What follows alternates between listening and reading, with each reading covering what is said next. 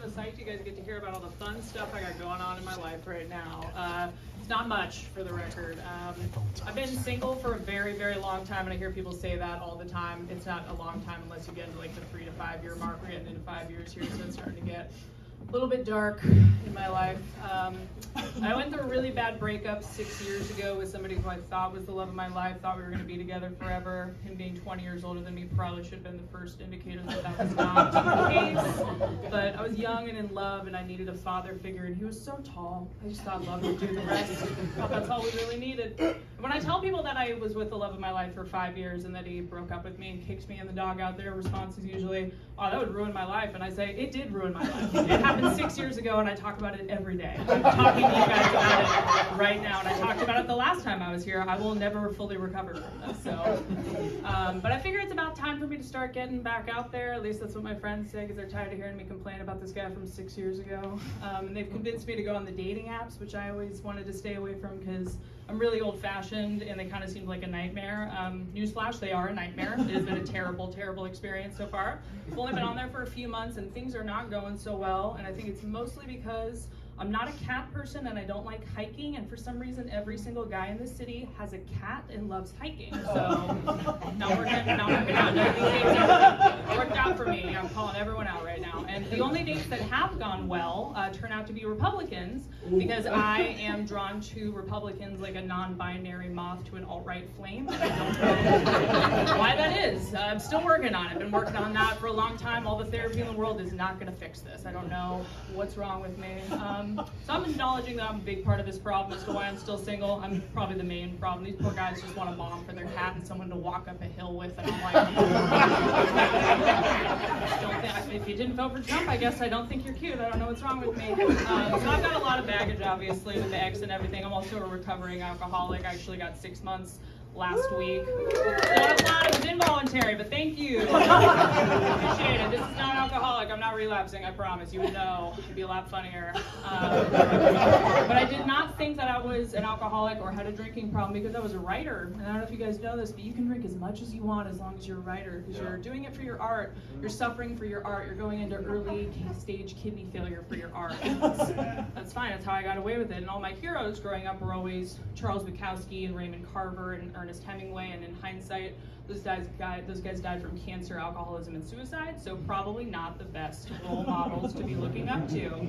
I did not think that I had a problem until, I've been sober for a while, and the longer it's been, the more I'm realizing that I had a problem. I had a coworker of mine ask me last week when I told her I had 6 months, she was like, do you miss anything about drinking? And I told her the only thing I miss about drinking is taking a shot of gin on an empty stomach at 1 o'clock in the afternoon. And she looked horrified. That is not a normal thing people do, apparently. I'm learning that, okay, that's good to know. Just, keeping track of things. And another one of my coworkers told me a few weeks ago that she wasn't feeling good. She was like, I'm kind of feeling myself getting sick. And I told her, I was like, oh, I have these wellness drops that I take. When I start feeling myself get sick, the only problem is they taste like poison. They're the worst thing you've ever put in your mouth. But what I recommend is get like 3 ounces of gin, mix an emergency into it, makes it fizzy, makes it taste good, then put the wellness formula into it, and then just shoot it, and you'll feel better. She looked horrible. Okay, I was just trying to give you some advice to help you feel better, but yeah, I'm the one with the problem. You're not supposed to drink when you're sick, apparently. Just learning that now, too. Good to know. I'm also lucky that alcohol was the only thing that I ever had a problem with, because I'm a chef, and most alcoholic chefs that I know are also addicted to cocaine. I've never touched the stuff because I always thought that people on coke were the most annoying people on the face of the earth, and everybody always tells me, oh, it's because you're not on it. And I'm like, if I have to do the drug to not be annoyed by the person on the drug, I don't want to do the drug.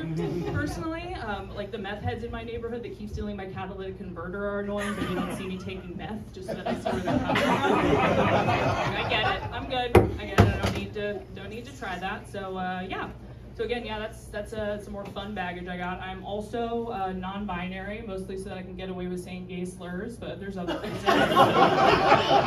Explaining that that to men is also not super easy, especially in this day and age where this country's going. It's just not a fun conversation to have. But it was a lot easier like 6 or 7 months ago. I looked a lot different like 7 months ago. I had a blue mullet, and I never wore makeup, and I didn't shave my legs, and just everyone knew I was non-binary. Like, I got hard made everywhere that I went. No one even asked my pronouns, they just knew. And I should be psyched about that, but I was kind of like, you don't even want to ask, you just know.